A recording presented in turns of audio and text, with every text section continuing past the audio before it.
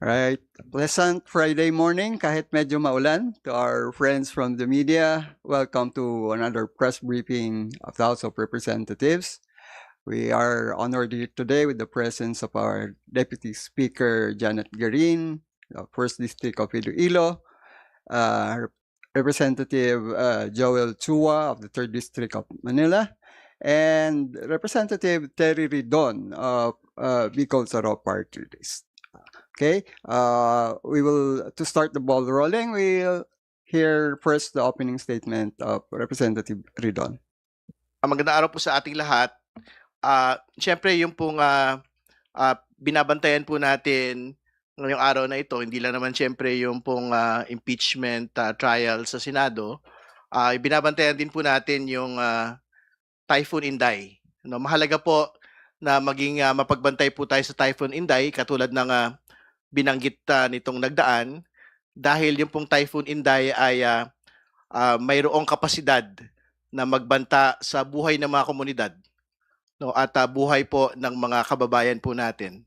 So mahalaga po bantayan po natin ito, no, at buti na lang ay nabawasan po yung estado nito from super typhoon status to typhoon status, pero dahil meron pa rin pong epekto ito doon sa habagat, kailangan pa rin ho nating maging mapagbantay, particular doon sa mga probinsya na maiikutan nito pong typhoon at nung pong habagat po natin. So, yun po yung una. Pangalawa, syempre tapos na po yung linggo po ng unang 3 araw nung pong paglilitis ng atin pong pangalawang Pangulo. Tingin ko naman na banggit na ho nung nagdaan, yung pong inabot ngayon pong linggong ito. No, una, yung pong malaking tagumpay na umabot ho tayo sa puntong ito. Ibig sabihin, dapat 2025 pa lang ho, pinag-uusapan na ho natin yung impeachment trial, hindi ho ito nagtuloy. Pero nagtuloy na po ito ngayong linggo. So, malaking tagumpay po ito para sa House of Representatives, para sa bayan, na talaga pong nananawagan ng pananagutan sa atin pong pangalawang Pangulo. Pangalawa, nakita ho natin yung pong pagkakakasa nung pinakamahalagang ebidensya dito po sa Article of Impeachment on Threats, no? Kung saan naisalang na po yung video evidence nung pong threats of the Vice President against the President, the First Lady, and the former House Speaker in one instance, yung pong press conference, and second, yung pong kanya pong pagbabanta na pupugutan ng ulo ng ang ating pong Pangulo. Mahalaga po ito dahil this evidence has already been subjected to direct examination and cross-examination of the defense panel. Ibig sabihin po, hindi na lang po ito media interviews in previous proceedings, hindi na lang po ito House Committee on Justice proceedings, ito po ay Senate impeachment trial, entry of evidence into the record already at na-subject na po to cross-examination ng depensa po ng pangalawang Pangulo. So, ultimately, we leave it to the Senate Impeachment Court to appreciate the evidence on this particular witness. At pangatlo at panghuli, nakita din ho natin yung pong very clear admission of the defense through their speech. Kung saan, una, they're admitting the threat of the Vice President against the President only that it is justified. So, ibig sabihin, on two distinct, separate points, no? On the evidence itself, yung po nga pagpapakita ng video mismo doon po sa paglilitis. Pangalawa, doon po sa pag-amin mismo ng pong depensa sa paglilitis po mismo na meron aktual na pagbabanta. Sino ang nagbanta? Ang pangalawang Pangulo. Mayroong pagbabanta. Laban kanino yung pagbabanta? Sinabi na rin ho nila, laban sa Pangulo. Hindi ba? Pero justified daw po kasi ito. Hindi ba? But again, the fact of the matter is, may pag-amin na may aktual na pagbabanta. So, yung pong whether it is justified or not, it is not for the prosecution to say. It is also not for the defense to say. It is for the appreciation again of the Senate Impeachment Court. So, yan po yung linggong ito. At sa susunod pong linggo, inaasahan ho natin yung pagsasalang ng mga dagdag pong nabanggit na, no, si Ginoong Lotok, Zulaika Lopez at si Captain Bello. So we will see po when we reach Monday kung papaano po natin ito masasalang, but yan po yung mga nakaporma ng mga witnesses sa darating pong linggo. So yun po muna, binubukas na po namin yung hapag sa mga tanong. All right. Before we entertain your questions, just some ground rules for orderly proceeding and fairness for everyone. Kindly limit yourself to 2 questions with 1 follow-up. Pwede tayong bumalik after we did the rounds. Okay. Tina, you do the honor.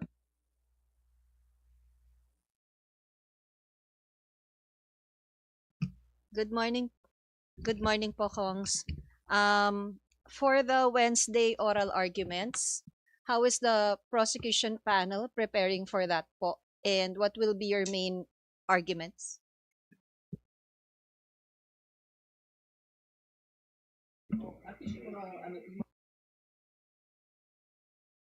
Well, yung pong oral argument, syempre, ultimately, meron pong final disclosure and statement, no, during the oral argument itself. Pero wala naman pong bago doon sa alam naman na po natin, the position ever since of the House on the BIR box and yung pong AMLC bank accounts, no. Una, meron pong karapatan yung BIR box opening, unsealing, ibig sabihin, including yung pong subpoena of all the BIR documents as a Senate impeachment court. It is something that can in fact be requested even without executive approval. To be clear, yung pong requirement sa Bureau of Internal Revenue Code ay speaks about yung pong mga proceedings within yung pong legislative power po either ng Congress at ng Senate, no? At hindi po ito within yung pong constituent power of an impeachment. So ang position ho namin, pwede hong ipasabpina ng Senate Impeachment Court ito pong mga dokumentong ito in pursuance of its mandate of accountability. Pwede hong pakuha, pwedeng ibuksan, pwedeng isalang doon po sa Senate Impeachment Court kahit wala pong pagpayag ng Pangulo ng Pilipinas. So, yung bagay naman po na yan, hindi, alam naman na ho natin at natalakay na po yan in previous proceedings. Pero antayin po natin yung pong final, no, na paglalatag ng pong posisyon ng prosecution during oral arguments proper. No? Doon sa AMLC documents, ganun din naman ho yung posisyon ho natin. Meron pong absolutong kapangyarihan ang Senate Impeachment Court para isabpina ito pong AMLC records, bank records nung pong mag-asawang Duterte Carpio. Yung sa bank records, very clear po ito. Ang exception po sa bank secrecy law ay ang pagkakaroon po ng impeachment proceedings, impeachment trial. So, there's absolutely no reason para hindi po buksan yung pong bank accounts ng mag-asawang Duterte Carpio. So, sa pin po ng MLC, sinasabi ho nila meron daw po confidentiality matter, no? Pero katulad ng binabanggit ho natin, yung pong confidentiality sa AMLC, this pertains po doon sa pagtitiyak po na wala ho dapat mga dokumento at impormasyon na nilileak doon sa iniimbestigahan na tao. Hindi ba? I think there was never an objective for the AMLC amendment to ensure that those who are undertaking illegal transactions, suspicious transactions, covert transactions, to be able to be protected under this confidentiality provision. Kasi pagka ho ganon, as na o pinakamakapangyarihan sa ating gobyerno sa kanilang mga nagawa. Kaya po yung sinasabi po nila na nakapaloob na prohibition sa NIRC ay hindi po pwedeng magamit at hindi po pwedeng mas manaig ito sa nakasaad sa ating saligang batas. At the end of the day, ang ating pong saligang batas ang supreme law at ang accountability ng mga tao na nasa gobyerno ang mas mananaig kaysa po ang pagtatakip ng mga ebidensya. For everybody po. Just to cover your bases, hindi po ba kino-consider ng House Prosecution Panel na hingin yung authorization ng President to open the box? Siguro at this point in time, we cannot discuss kung ano man yung aming legal strategy and yung merito ng aming magiging discussion so as not to anticipate kung ano yung magiging laman ng aming oral argument sa Wednesday. Thank you po. All right. Next to ask question, Marian. Good morning po. Kahapon po meron pong pahayag si VP Sara Duterte, no? Pumunta po siya sa Hinatuan, Surigao del Sur at meron po siyang mensahe. Sinabi po niya, pinaabot ko sa ating mga opisyal ng pamahalaan na itigil na muna natin yung pamumulitika at pananawagan nila ng transparency and accountability, pero ang totoong pakay nila ay ang kanilang mga sariling political interest. Your comment po. Unang-una, I haven't heard the statement personally, pero kung talagang nasabi yan ng ating Vice President, hindi ko naiintindihan kung saan nanggagaling yung kanyang sinasabing sariling political interest. Linawin lang po natin. Noong nakaraang 3 araw na nagkaroon ng impeachment trial, naipresenta ng ating prosecution na ilatag yung aligasyon dun sa articles of impeachment kung saan andun yung threat sa Pangulo, sa First Family, and of course our former Speaker. Hindi po ito pamumulitika dahil kaakibat ng responsibilidad ng isang nahalal na opisyal, lalo't lalo na't you are holding the second highest position. Kaakibat ng mataas na posisyon ay ang responsibilidad at ang accountability.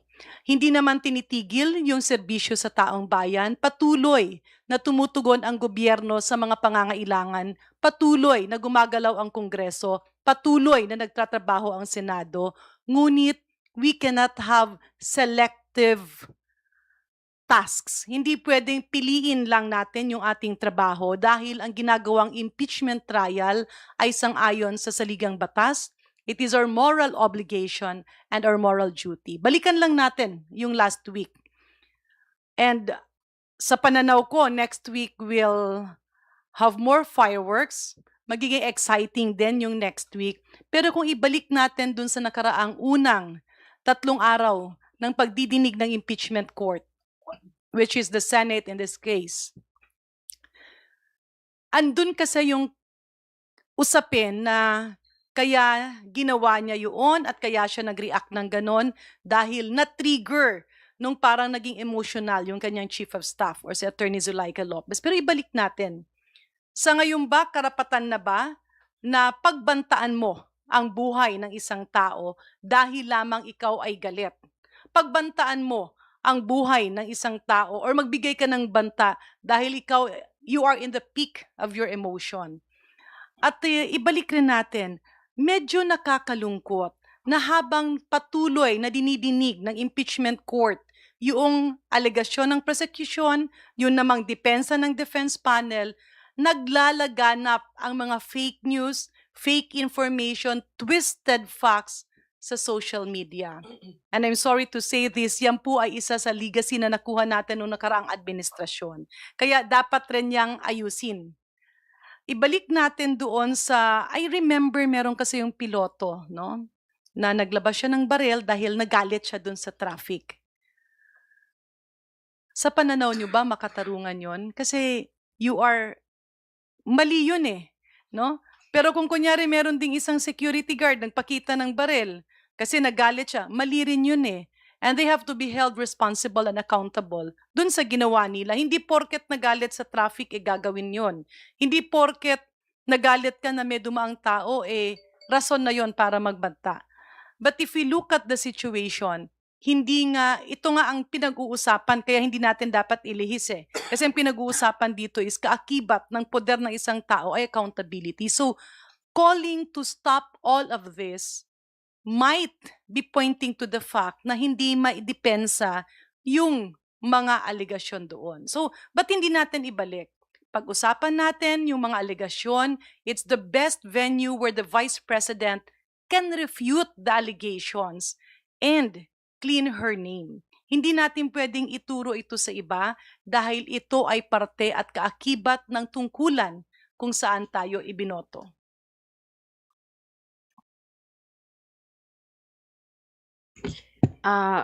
Para na rin po kina Kong Ridon and Kong Chua, meron din po siyang sinabi sa ating mga opisyal ng pamahalaan, tutukan natin yung kaayusan, kapayapaan at kaunlaran ng ating bayan. Matagal nang nag-aantay ang ating mga kababayan na maging mas maayos daw po itong bansa.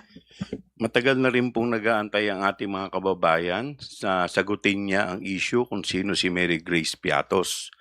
Matagal na rin po nag-aantay ang ating mga kababayan na siya po ay humarap at sagutin niya lahat ng mga aligasyon sa kanya sa impeachment. At matagal na rin po nag-aantay ang ating mga kababayan sa sagot niya kung saan po nakuha yung transaksyon na nagkakahalaga ng 6.7 billion na inilabas po ng AMLAC. Yan po muna ang sagutin niya bago po siya magsabi na kami ay namumulitika lamang.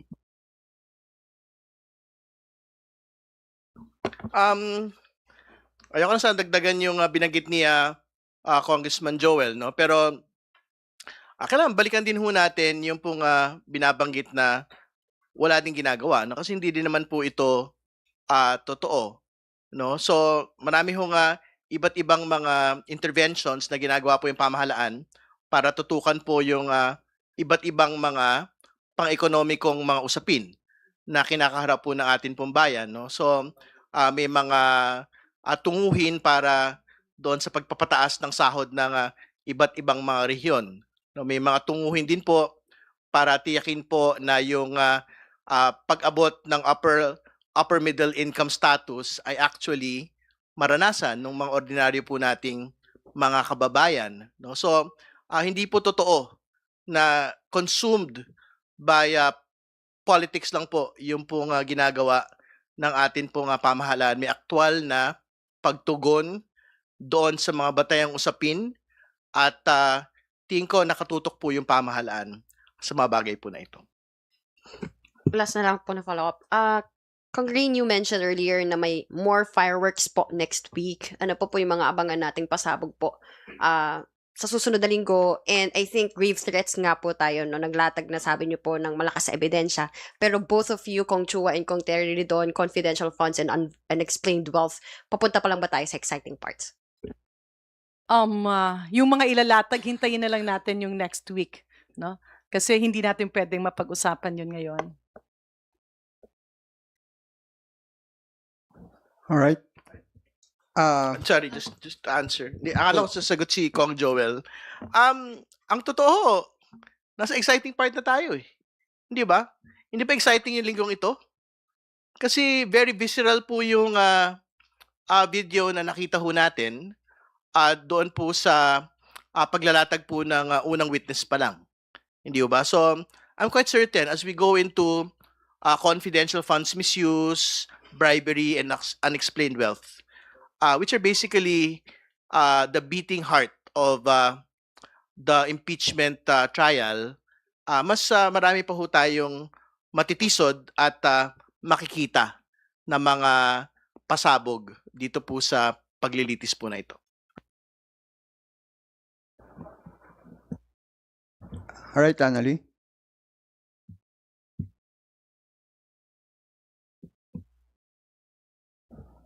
Good morning, Kongs. Ann Soberano po of Bombo Radio. Kung Terry, yung kahapon kasi may nagbanta sa'yo na konsehal.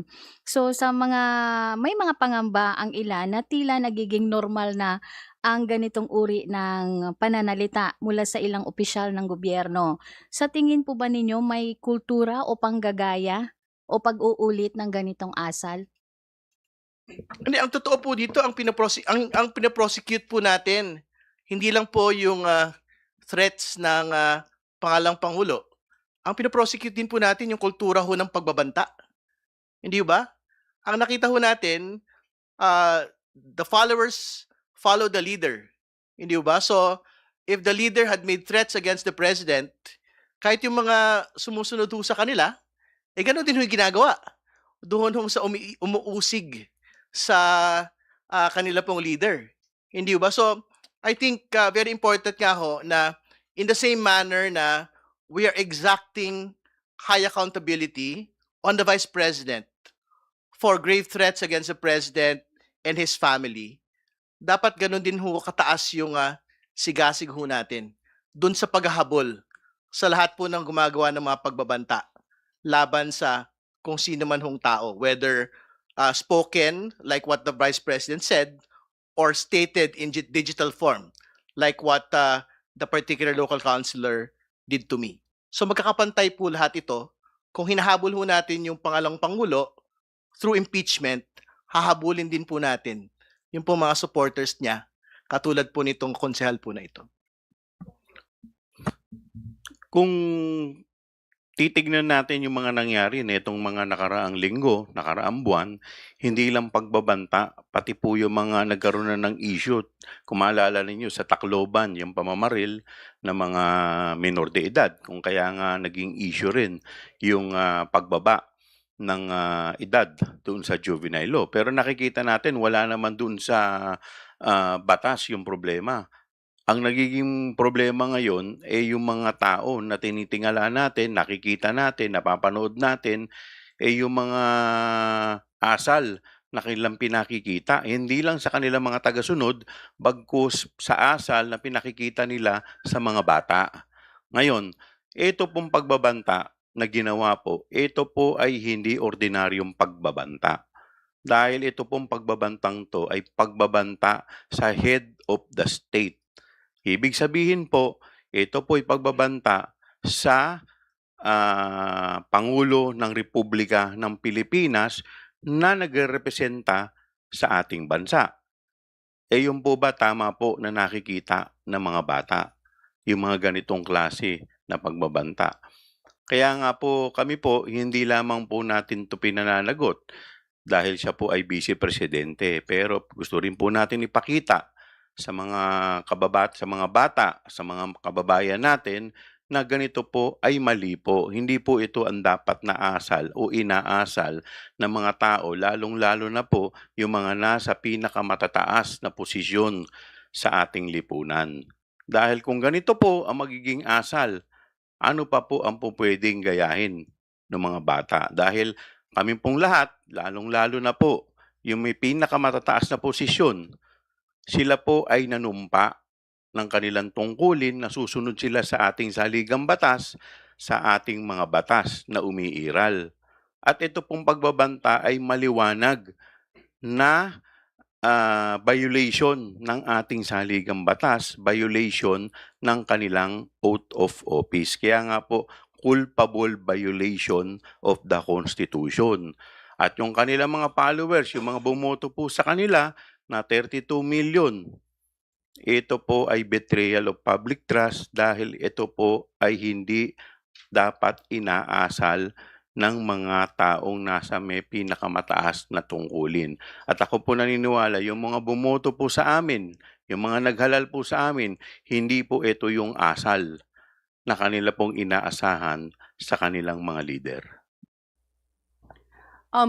Balikan ko lang yung nasabi ni na may nagbanta kay Congressman Terry Ridon. Pero dito naman, yung pagbanta na pinag-uusapan sa impeachment court ay pagbanta ng pagpatay. No? Kasi marami pwede kang magbanta ng sulat There are a lot of threats, pero yung pagbanta ng pagpatay ay hindi ordinaryo yon.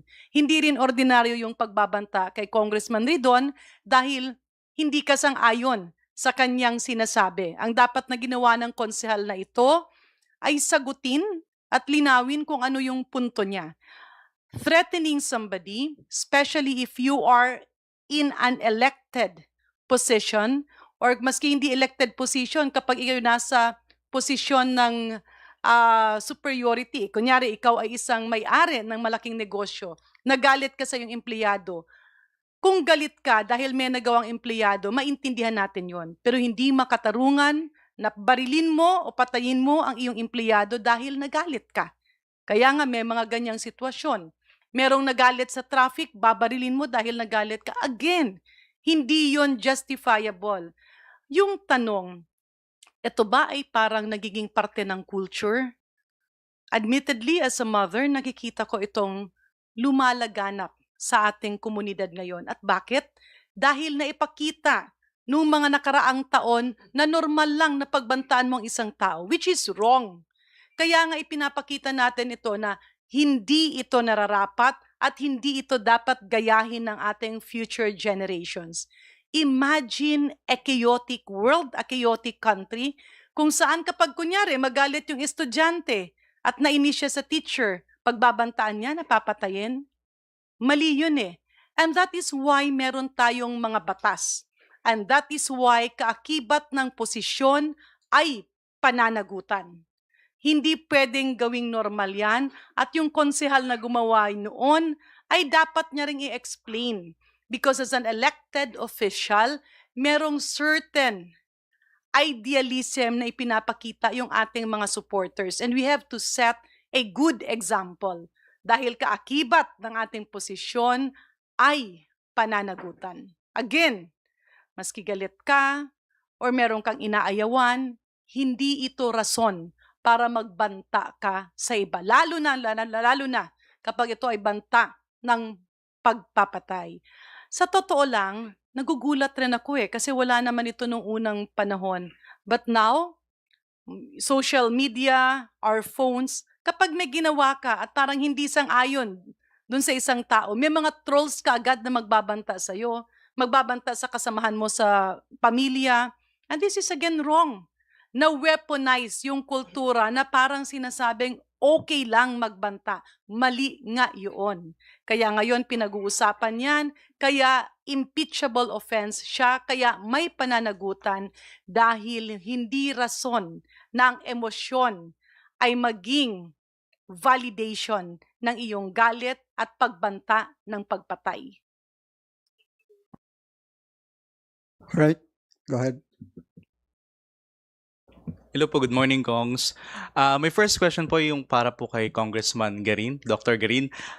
Nung Monday po, nag-viral after ng statement, opening statement ni Congressman Jervy Luistro, yung mga meme na may laway, and the next day yung may mga tumulong sipon. As a doctor, ma'am, can you explain to us yung mga medical explanation regarding that? Thank you po. Unang-una, again, ikinagugulat ko, bakit ba tayo pumupunta sa ganung kababa ng discourse? Walang tao ang walang laway. Saliva is part of a normal person. At kapag medyo nadidehydrate ka, or ikaw ay umiinom ng maintenance medications, kaakibat nito ay talagang medyo nagkakaroon ng dryness. At kasama dyan yung saliva. Normal ba ito? Yes. So, why focus on that? May nakita pa nga ako, no? I believe kaibigan ko rin ito at parang tila spokesperson nga nung defense panel. I'm not sure kung ano yung, if the spokesperson siya. Pero, nagulat ako nung sabihin niya, physiologically, medically, scientifically, ang laway daw at ang sipon ay simbolo ng mga taong nagsisinungaling. My God! That's a big lie! Especially if you're a former official of the government. Hindi kasi pwedeng nililito natin. Ang sipon ay isang viral infection na nangyayari sa ating lahat. At hindi natin dapat kutsain ang isang taong sinisipon, lalo't lalo na kapag siya'y nagtatrabaho. Hindi rin natin pwedeng i-focus sa laway o kung ano man yan, kasi ang tanong doon, tama ba ang sinasabi nila? Nagsisinungaling ba yung ating mga abogado at yung ating mga prosecutors? Ginagawa ba nila ang kanilang tungkulin? Why go into a discourse? Again, we're going back to fake news. We're going back dun sa paglilihis. We're going back dun sa mga attitude, mga kaugaliang hindi maganda, pero tila na build up nung nakarang administrasyon na dapat ngayon ay i-correct natin. So, pag-usapan natin, kapag ako ay sinipon, is that something criminal? Lahat ng tao may laway because that's part of digestion. Pero pag hindi ka pinainom ng tubig, simula umaga hanggang hapon kasi bawal. Kapag ikaw ay hindi nakakain, no, at ikaw ay doon na nagtatrabaho, it's a normal process. Kasalanan ba yun? Hindi. Kailangan bang pagtawanan yun? No. It's actually bullying. The prosecutors are just doing their job. Ngayon, dapat tuldukan yan at ibalik natin sino ba ang totoong nagsisinungaling.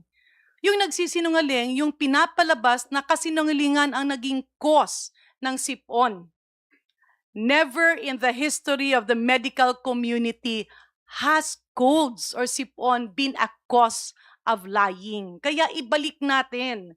Sa katotohanan lang po tayo, wag po nating ilihis. Andyan na yung impeachment court, ipagpatuloy, tuldukan at sagutin ang mga dapat sagutin. Huwag ilihis, let us avoid personal attacks, let us focus on the issue at hand.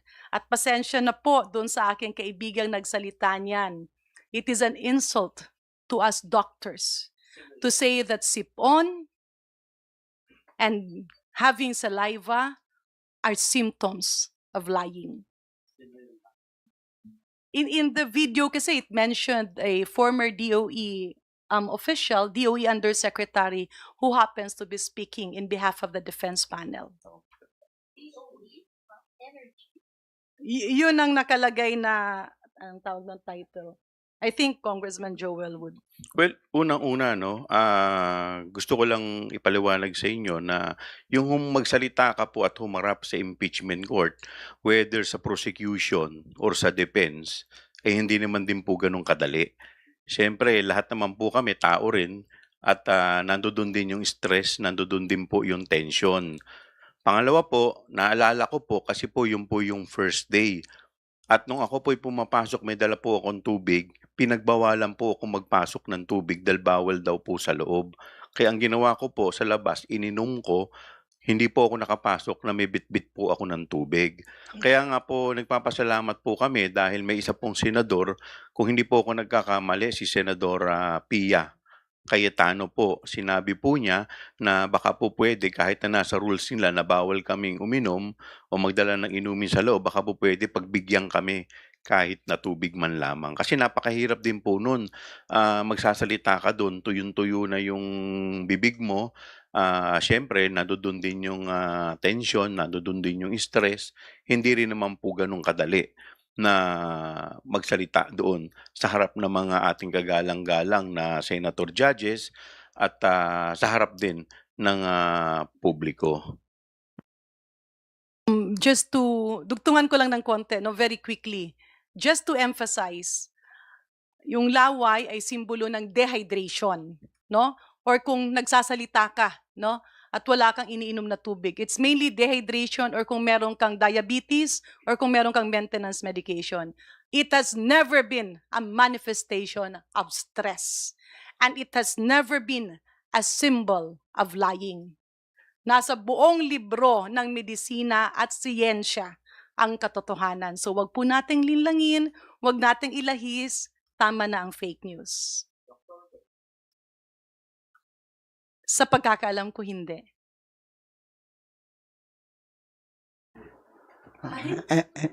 Any follow-up question? Any other Tama question? po, siguro kaya na kuryente kasi nga nanggaling sa ahensya ng kuryente. Last question po. Last 2020, may isa pong guro na inaresto nung panahon ng PRRD dahil po nag-post siya sa Twitter na magbabayad siya ng 50 million kung sino man po ang makapapatay kay former President Duterte.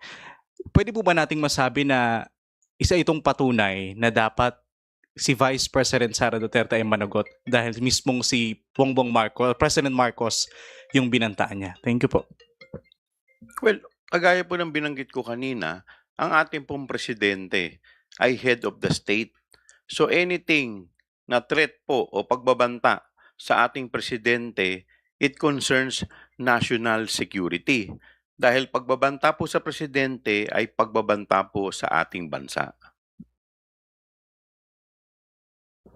All right. Thank you. Now we hear from Bernard Taguian. Doon sa mga pinag-uusapan mga kongs na naging ano ba, yung mga Duterte ba naging bad influence sa mga Pilipino dahil doon sa kanilang ina-act, parang nakukuha na ng mga Pilipino, nagiging marahas na rin sila? Siguro, let us not point at specific personalities. Pero sabihin na lang natin na nung nakaraang administrasyon, tila naging normal yung character assassination, yung fake news, and at the same time, yung pagbabanta. And when this happens, nagkakaroon kasi ng kultura na yung hindi tama ay napapaniwala ang tama. And kaya nga dito sa diskusyon ng impeachment trial, ipinapakita na ang pagbabanta ay mali. Lalo't lalo na ang pagbabanta ay pagpatay sa isang pamilya, isang tao, or kung sino bang opisyal. Ibalik natin. Kung titingnan natin yung nakaraang 3 araw, the video was not refuted. Napatunayang hindi AI, napatunayang hindi manipulated, napatunayang hindi lang once, more than once ang pagbanta sa buhay ng Pangulo at sa pamilya niya at sa iba pang mga opisyal ng ating bansa. Kung hindi natin tutuldukan ang issue na ito, ay aakalain ng mga kabataan na natural lang ang pagbanta ng pagpapatay. Kaya ibalik natin. Siguro sa pananaw ng iba, normal ito. Pero hindi eh. And no justification. Ang iba sabi, freedom of expression. Nakita natin dun sa defense panel. Ang iba sinasabi nila, hindi eh. Ginalit nyo eh. Naku, nakakatakot yun. Kasi kapag official ka, tapos galitin ka, papatay ka kaagad ng tao, that is something that we should not. That is something that we should refute, not only in the impeachment court, but even among the younger generation. Ayaw natin na baka mamaya magalit yung isang bata, isipin niya na kaagad, patayin niya yung kanyang kalaro, patayin niya yung kanyang teacher. Pag pumasok ng mall, kinitaan mo, may baril, ay hindi, patayin yung security guard. And andun na nga yung mga pangyayari. No? We can, parang ano yan eh, a repeated lie sometimes becomes a fact. And in this case, yung pag-uugali na pinagtatawanan mo yung pagmumura, yung pag-uugali na parang normal lang na pagbantaan mo ang buhay ng iba, yung pag-uugali na normal lang ang pumatay, kagaya ng mga nangyari nung extrajudicial killings, yung pagpaparatang. Kung maalala nyo sa Cebu, namatay na nga, I just forgot the name of the victim, she may live in Bis. I think sila, the lady Christine, itong namatay na nga, pagod na pagod yung boyfriend, tapos nagsalita lang ang Pangulo na ikulong yan, makasalanan yan, kinulong kaagad yung bata. Without even listening to his side. Hindi naman pala siya. But that ruined his career. Kaya nga, nung sinabing, eto, maraming namatay. Dahil nakakamatay ang isang bakuna. Naniwala lahat. Ayan, dumami tuloy yung outbreaks, epidemics. Again, tanggalin natin sa kultura ang pagsisinungaling, ang pagbabanta, at dapat yung mga asal na masama ay ipakita nating masama at huwag tularan ng ating kabataan. Kung Terry and kung Joel? Alam po ninyo, hindi po yan ang kultura ng tunay na Pilipino. Dahil ang Pilipino po hindi po tinuro ng ating mga magulang na tayo ay maging bastos, na tayo ay magbanta, na tayo ay magmura. Ang tinuturo sa atin, ang kulturang Pilipino, ang Pilipino ay magalang, masipag, at sumusunod sa batas. Nawala na yan? Nagmula nung nakaraang administrasyon? Well, kayo po nagsabi niyan. Anyway, kung Terry, may isa pa nga akong question. Kung Joel pala.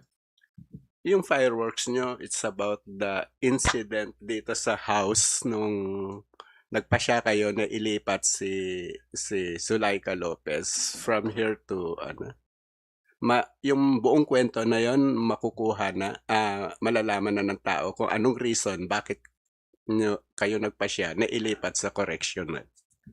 Siguro antayin na lang po natin yung pagpepresenta ng susunod na testigo ng prosecution.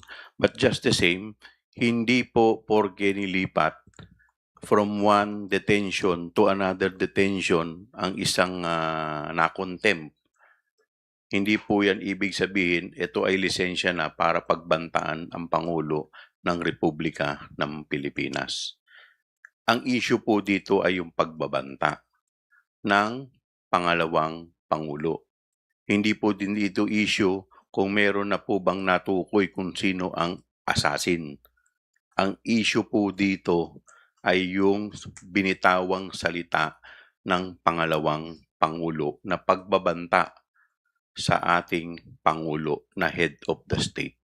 Pero ano ba talaga reason? Bakit kayo biglang nagpasya na from here ililipat sa correctional? Siguro antayin na lang po natin pagdating po ng committee hearing ay ng impeachment trial. Yung picture makikita na namin. Okay, thank you. We will cross the bridge when it comes. Okay ka na, Bernard? Thank you, Your Honors. All right, sustained. Any other questions you might want to ask? Baka may ibang matters you want to raise? Last na lang. Pwede, last na lang muna. Eden, bigyan muna natin si Bernard. May pahabol daw. Yung mga sinasabi ni Duterte na magtrabaho na kayo, may tingin nyo may naambag ba siya sa gobyerno? Kasi parang ang kapal na mukha. Parang opinion ko lang yun. Parang yung isang tao na nagsasabi na magtrabaho na kayo pero hindi ka naman nagtatrabaho, di ba? May naambag na ba siya sa government para makapagsalita siya ng ganon? Yan siguro yan ang magandang tingnan ng taong bayan. No? Pero ang importante, ang Kongreso ay nagtatrabaho, kaya nga hindi maganda na ginagawa ng peking balita, peking impormasyon, memes, yung mga kongresista, lalong-lalo ng ating mga prosecutors, na wala namang ibang hangarin, kundi ang magtrabaho at gawin yung mandato namin sang-ayon sa konstitusyon. It is not a sin to work, but it's a mortal sin not to deliver for your people who gave you the voice and the power to be in such a public position. All right, it's your turn, Eden. Despite po yung pagtatrabaho ng ating Pangulo at pagtugon sa iba't ibang mga issue, ay nakakuha pa rin po siya ng negative 27 trust ratings sa isang survey. Ano po yung reaction natin dito at sa tingin niyo yung posibleng factor despite po yung publicus? Yeah. Unang-una kasi, kanya-kanyang labas yan ng survey results. Pero ang pinakaunang tanong doon is, sino ba ang survey at sino nagpa-survey at ano bang katanungan doon? So this can never be a measure of the success or the dedication that the President of the Republic of the Philippines has been doing. Mahirap kasing bigyan ng credit kapag hindi mo nakita yung buong katotohanan at hindi mo alam kung ano ba yung, kung sino, ano yung katanungan, at kung meron bang ibang interest. Especially at this point of time, na yung constitutional mandate na ginagampanan ng Senado ay tila binabasbasan ng iba na political daw. So marami yang mga ibabato. No, many stones will be thrown at the President, at the Senate, in Congress, kasi ganun talaga yon eh. Kapag ikaw ay nagtatrabaho, kapag ikaw ay magandang bunga, at ikaw ay magandang puno na nagbibigay ng magagandang prutas at bunga, babatuhin ka ng babatuhin ka. Because crab mentality is a trait of a few na hindi natin dapat tularan.